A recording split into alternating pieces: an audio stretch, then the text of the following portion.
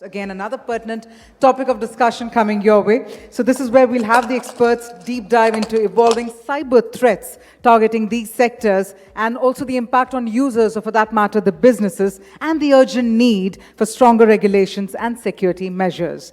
Well, again, we'll be having Vivan Sharan who will be spearheading the session. So first up, Vivan, if I could please invite you on stage. And joining us this morning, we will be having Shri Brijesh Singh, IPS Principal Secretary to the Chief Minister, Government of Maharashtra, who will be joining us virtually. But this morning, we also have the august presence of none other than Shri Vinit Goenka, Founder Secretary, Center for Knowledge Sovereignty. Can we have a round of applause again to welcome all our speakers, both online and offline as well. And with that, Vivan, I'm going to quickly hand it over to you. I thought there were two or three. Is Mr. Brijesh Singh also joining us? Is he online? Okay, so we'll just set some context in the meanwhile, Vinitji. You're a veteran of this space now, so I think we can do more than our share of talking, even as Mr. Brijesh Singh joins us. Just a couple of statistics to begin with. We had a lot of them thrown at us from the Minister of Karnataka, IT Minister of Karnataka previously, so just to keep pace even slightly. $12 billion goes to offshore betting and gambling websites annually, roughly, which translates to about $3 billion in losses to the exchequer. There are about 6,000 to 7,000 complaints filed annually with the National Cybercrime Reporting Portal that relate to these kind of websites. As far as ASCI, which is the Advertising Standards Council of India, is concerned, complaints linked to such websites now feature prominently as the second largest batch of complaints. So 17% of all complaints related to misleading advertising, false promises, links back to this offshore betting and gambling space. You've done a lot of work. You've recently authored a report on the subject as well. So would you like to lay out first what, in your view, are some of the national security issues which are systemic, structural in nature, linked to what we think is not such a large issue? I don't think it features very prominently in public commentary. But it is something that has taken on a systemic dimension clearly. $10 to $12 billion is not insignificant. It is 4 times the size of the sector that pays taxes in India. So I would like to first thank the organizers for inviting me. And I also would like to congratulate that you have asked multiple questions in one question. You have put me in a spot. So before I answer all your questions, let me tell you one thing, betting, gambling, whether it is sport, we have to see it in a different way because, it has got various roots. So if you see in India, culturally, this has been done for last few thousand years. I was sitting with a senior in the speaker's lobby and I talked to him and I said, Yudhishthira was considered to be the epitome of truth and fairness. But yet, he played Dhrutu. So this will always happen. So what we'll have to do is not to ban or keep names to this particular part, but think about this. Number 2, about the statistics which you talked about, statistics are not correct. The statistics which you have are the reported incidences. But this industry has a bigger and a larger canvas, and this canvas cannot be measured because those goes unseen. A lot of payments are done as a grocery shops and a lot of payments are done through the records which we don't know. So that is one particular concern which is there. Now to specifically answer about the national security threat. One, I personally believe in the report which we published through Center for Knowledge Sovereignty also speaks about this particular challenge is this. When there are offshore apps which are there, especially the apps which are not registered here, then there is multiple challenges. One challenge is it challenges the entire financial ecosystem of the country because there is a leakage of the money. The revenue which comes out is taken out for various nefarious channels outside the country. So the entire country loses that money, A. B, of course, the revenue to the government is challenged. Now, 3, when these kind of activities are happening, the individuals are also at loss because this cannot be reported. There cannot be a resolution to the reported incidents also. So that is also one more challenge to it. Two, the data which has been tracked by these particular apps are sometimes used for other activities. So the person who is using these particular apps or those particular gaming sites which are not registered, which are not onshore, which are not from the domestic market, generally are also tracked, and there can be issues of privacy, data protection, there can be issues of other things like espionage. We have seen in some part of the world. Now they were military espionage or whether they were in state-sponsored espionage, but there can be espionage. Third particular part which I particularly think is that the entire thing creates a challenge which is challenge to the society itself. If there are controlled, there are measures which has been put which will encourage good gaming versus bad gambling, then I think society as a whole will benefit and also the country will benefit out of that. So, sir, what are the, specifically on the ways in which money flows out, what have you studied, what have you established, and what are the money laundering concerns linked to these channels? So one is that internet and the availability of the devices and the education to the people, whether the educations are formal or not, but citizens at large can access various apps. So of course gaming apps are not outside that particular ecosystem where they can access. Now this particular channel of offshore, they use various camouflage, maybe a grocery shop or maybe an export house. Once a person bets on it, puts some money on that particular part, the money goes out through various channels. Now there are pseudo names, it can be individuals, it can be fake accounts.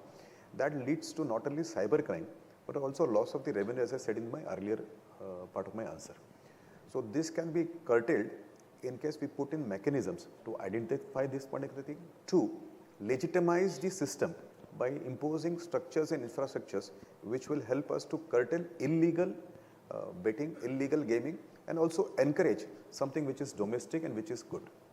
Mr. Brijesh Singh, thank you for joining us this morning. I hope you can hear us clearly. We're glad to have you. Always good to have a cop's perspective on some of these cybercrime related issues that we've already started unbundling today. Sir, in your experience, and obviously I'm asking you to wear the hat of a cop and not necessarily of a bureaucrat, but in your experience, sir, how do you look at curbing things that are sort of under the radar, that are online, that are complex, and that are offshore? These seem to be compounding challenges in terms of enforcement, in terms of traceability, in terms of actually achieving the public interest objectives of policing. I think the Indian Gambling Act is a very old act, and it squarely does not suffice for online gambling activities. And I'm not talking of games here. I'm talking of gambling and betting. So primarily, first of all, we need to have a specific act for online gambling and betting. Whatever regulatory approach we want to take, we should codify it, look at the best international practices, look at how our society operates, and then we should come up with an appropriate set of regulations. See, the Digital Media Intermediary Ethics Code was a good step in 2021, where we put some guardrails around it. But I feel that a lot needs to be done here. Because if some sector is absolutely not regulated, then what happens is that it goes like dark. So the apps that we are using, they are coming from some very questionable sources. The formal payment systems, they attach in a very different way to these sites. So the very possibility of misuse by various actors is very high. And I think, first of all, a regulatory approach and a policy framework is essential. Yeah. Thank you, sir. One can't but agree with you on the need for a new or a fresh look at the gambling legislation, which sits under the Ministry of Home Affairs. It's more than 100 years old. And if we can revisit 100-year-old legislation, such as in the case of telecom, now in the case of the penal codes, I think it is appropriate to look at the issues around gambling and betting once again. But sir, what would be, even if there was a regulatory framework, there was a law to back your enforcement actions, what are the kinds of enforcement actions that you could take? So for instance, have you seen success or a measure of success in things such as geo-blocking or app takedowns? Or are there still challenges to be had there, in which case do you look at some sort of an international cooperation around these issues? What are the ways out? See, I tell you, technology is a very fast-moving cloud front. So as soon as you put a technological measure, there is a countermeasure. So whatever identity, let's say right from location to IP or device ID or any kind of specific ID that you're looking at, there are ways to fake it, there are ways to simulate it, and hence any kind of filters technological filters that you would put, there is a huge chance that somebody with some technical knowledge will easily circumvent them. Hence, I believe that primarily beginning with a policy framework which enables us to take large-scale measures, that is essential. Second is that internationally also, the Budapest Convention did not work for us, and hence there is a need for an international convention. The UN has been discussing a cybercrime convention. So cybercrime, apart from issues associated with betting, gambling, addictive betting gambling, money laundering, crypto, the wider cybercrime ecosystem also needs to be tackled, because this is just a subset of that. As Vinit was talking about it, there is also a national security, internal security, sovereignty-related angle to it. That many of these sites, I don't know what kind of information, or many of these apps, what kind of information they are picking up from your phone, what kind of compromises they are leading to people to. And in India, with there being a formal and an informal economy, money flows which get into the formal sector through pretending to be from gaming and gambling are things which we need to look at very seriously. So on the enforcement side particularly, I believe that while we need to have both capacity and capability, we also need to sort out getting information, because most of this information is with sites which are not in India. So, and there we need international cooperation. So Letrogatory is not working, MLATs are of not great use. So we will need a real-time cybercrime, flow of information and interchange of information with law enforcement and with governments of other countries. So the UN ad hoc committee has submitted its report, and I believe that you will soon have a UN cybercrime convention also. Yeah. Thank you, sir. Vinitji, if I can take on from there, again, one of the elements of a regulatory framework that you have also looked at, and we're going seamlessly between the bad and the ugly, which is the gambling, betting sites, particularly those that are offshore, to gaming now.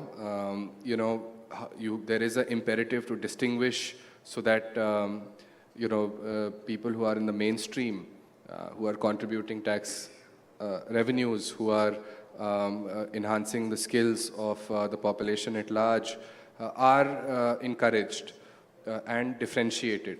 So how do you begin to think of a sort of a whitelisting mechanism in this case? You've mentioned some of this in your study, and it'll be great if you can elaborate for the audience. So what we did is, we talked to these youngsters and especially the kids, and how do you upbring them. So in the family also, what you do is, you generally prompt them that ye achhe log hai, ye bure log hai, ye acha kaam hai, ye bura kaam hai. So once you start doing that, generally the youngsters then tend to do the things which are you call as good, and they're trying to keep away from the things which you call as bad.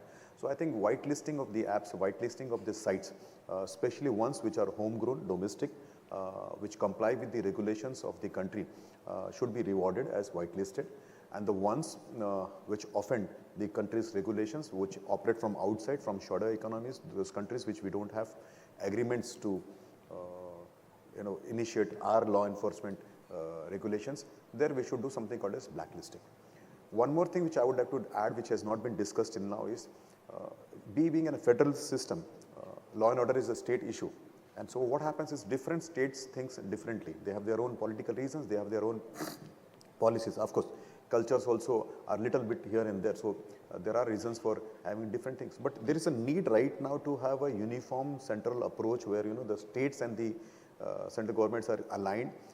As rightly said by Brijesh ji, we should think it in holistic manner where we have an organization at the central level which coordinates and identifies black holes or the moles which are there particular. So whitelisting is an essential element where you identify them who are sincere, adheres to the policies, understood this thing, pays the taxes. One more thing which is not coming in the entire discussion and people shy out, especially people from my space shy out to speak out, is enforcing or forcing very high level of GST is not a good solution. So many times why companies or apps act in this fashion and why there is theft. The reason is because when you start imposing huge financial burden on that particular part. So we have to rethink as a country about whether it should be transactional based, whether it should be reward based, whether the percentage which has been implemented is also good or not. So if you really want to bring this into a good gamut, you have to think it in 360 degrees. One, encourage those who are law abiding, who are good, penalize those who are bad, and that penalization can be financial and also criminal. So there has to be elements of this. Create an infrastructure around it which can tap this particular thing. Three, create awareness within the society about this, not to blacklist the entire user or the player part. And the fourth one is rethink on the strategy of revenue generation, not by implementing more percentage, but to rationalize the percentage. Thank you. Brijesh ji, what do you think about this sort of jugalbandi between whitelisting and blacklisting? Because it will involve both center state, but also cooperation between the enabling arms of government and I don't want to call it disabling, but certainly the enforcement arms, which includes the police machinery.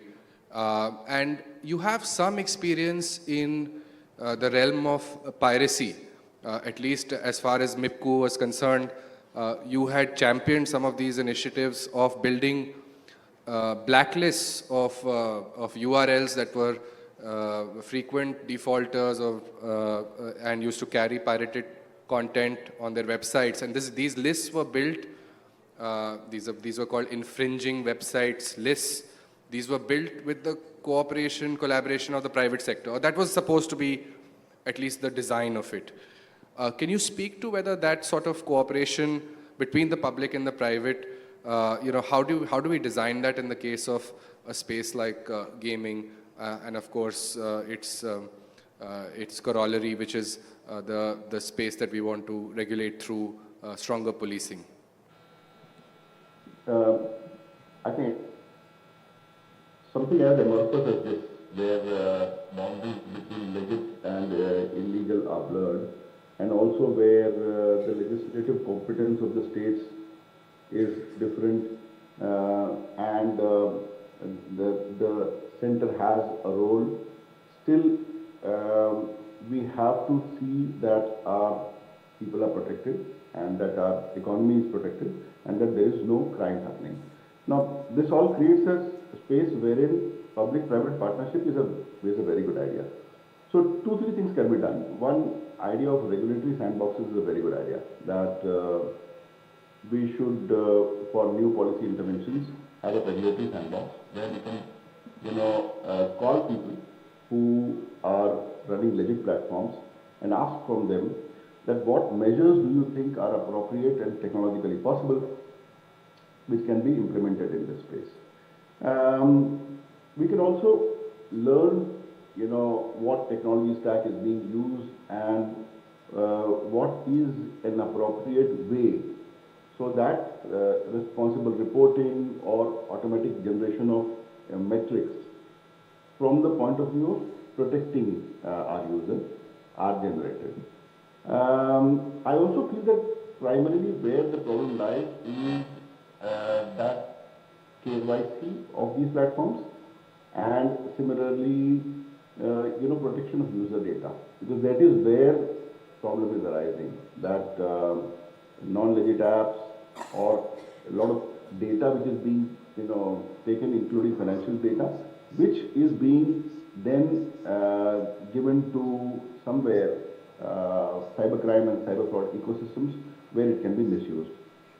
So I believe that it is a grey space which needs a light touch regulation, which needs a regulatory sandbox, which needs a public-private partnership, and just using a technological measure of whitelisting, blacklisting may not work. Because technological circumventions are becoming stronger and stronger, and anybody with a modicum of technical knowledge would be able to circumvent these measures very fast. And hence, you would need to collaborate with the good guys. You would need to sit with the larger players who are legit, who are contributing to the economy, to learn from them what measures can be used for the protection of users. Let's say age-specific measures, right? That you would not want younger people to be sucked into this kind of ecosystem. So what kind of protection mechanisms we can evolve, and it's better that they are evolved in conjunction with, in collaboration with the actual people who are running these businesses. So, sir, is there a good template for this that you already have in mind? How do you actually effectuate this? Because the moment you talk about public-private partnership in the area of enforcement or regulation, concerns start creeping in about the kinds of conflict of interest players have in that conversation, and a lot of times we are actually governed by fear rather than courage when we go into these conversations, because there are a lot of ways in which people can rake up those fears and anxieties within both the public sector and private sector for collaborating closely. So how do we overcome some of that in the larger public interest and national interest, sir? I think building trust and trust by demonstrating the right actions. Because what we experienced with Maharashtra Cyber Digital Crime Unit was that piracy was a huge problem, and whenever we went to any international convention, people were talking of Super 301, which was invoked by America, and they used to tell us that your IP frameworks are not appropriate. And when we studied, we found that 84% of the piracy was happening from their own jurisdictions. So we said that why not we concentrate on the remaining 16%. And we talked to the industry and we said that, hey, you are getting affected. Why don't you come up with a measure? So the template is that since they knew the user knows where the shoe pinches, so we asked them, because everybody was personally, let's say as business interest, monitoring, their own assets.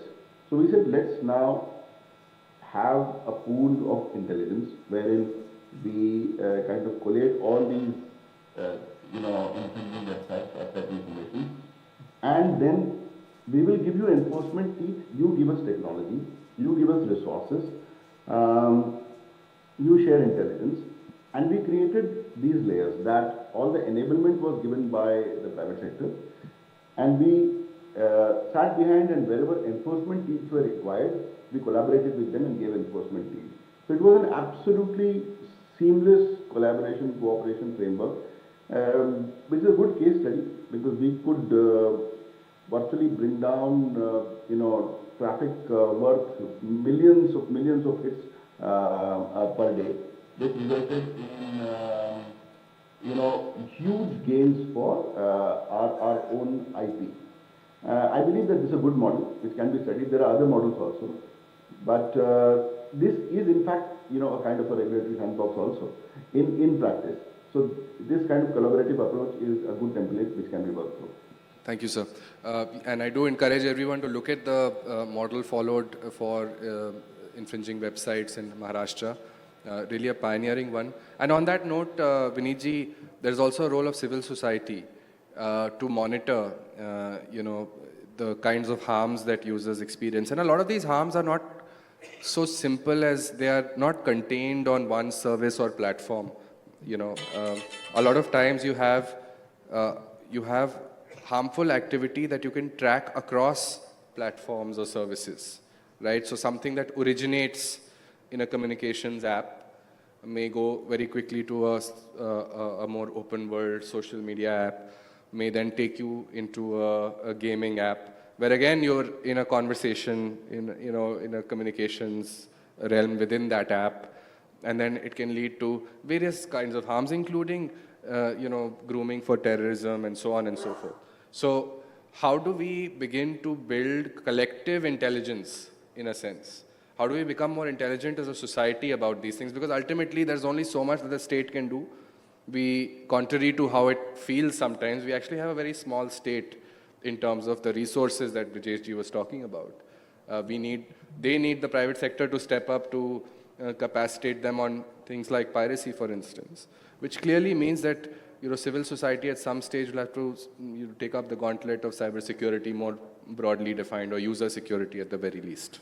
So as the civilization will grow, there will be intelligent people who will do both the things, good and the bad thing. So you will have intelligent people participating to law enforce and also make the society a good place to live. And there will be intelligent people who will go on the other side for their own personal gains and their own personal reasons. So what you have to do is to balance them, involve them, and I think involvement of all the stakeholders. It should not be a silo work by the ministry and only the bureaucrats, but think tanks, people who have stakes in this, say this should be there. We should also spend a small amount of the revenue generated by the state or awareness. So when you have this much of money being collected, whether it is liquor, whether it is cigarette, you have not banned them out. They may be evil, right? So we'll have to treat it at par to that particular evil. Take out a part of that and create awareness amongst the society.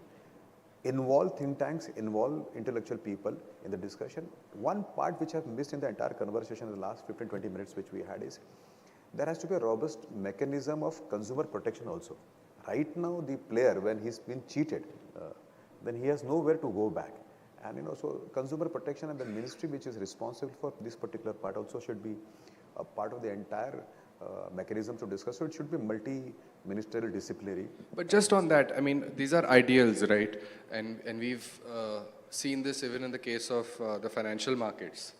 There is a fund, for instance, that is maintained. I don't know where this fund is. It's in the Ministry of Corporate Affairs, which is made up of unpaid dividends and various other things that accrue to the government in a sense because they're unclaimed. And those revenues are supposed to be used for education awareness. At the same time, post-COVID in particular, we've seen the spike in the activity in financial markets, and obviously concomitantly there is also a spike in financial fraud in terms of also losses, genuine losses in futures and options markets, and we've seen SEBI trying to control some of that. But really, the user education part of it is missing. You have a few of the brokerage apps, etc., trying to put out videos, but you have manifold level of influencing operations in a sense going on online, which can bring those to naught, the education part of it. So what has failed about this?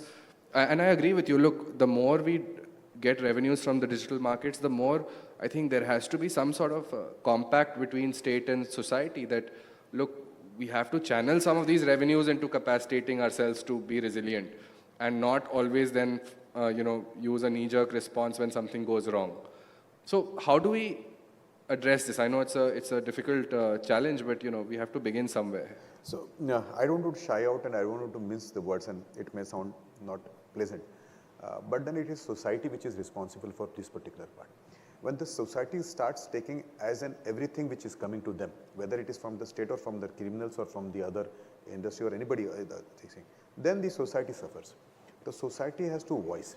And so we all have to collectively come together, whether it is industry body, industry or the players involved in this particular part, to voice up that if the revenues have been collected, as a portion of that should be given for consumer awareness, consumer protection. And of course, a sizable amount should be set aside for creating legislature or infrastructure which will implement that legislature which has been come. Law enforcement agencies cannot work purely because of the document which has been prepared in the houses. It also requires other infrastructure. So a criminal or a criminal mindset app would have all the infrastructure at disposal, but a policeman may not have that particular part. So we'll have to provide that thing. So when the state wants a revenue to be generated, state should also keep a portion of that. And if we as think tanks, you as industry body, stop discussing this particular thing, fearing that there will be a backlash, then probably we will be doing disservice to the entire industry. So you will have to muster the courage to talk about this particular part. And I thank these organizers who have put in this. Else, we could not have heard views from such a senior police officer.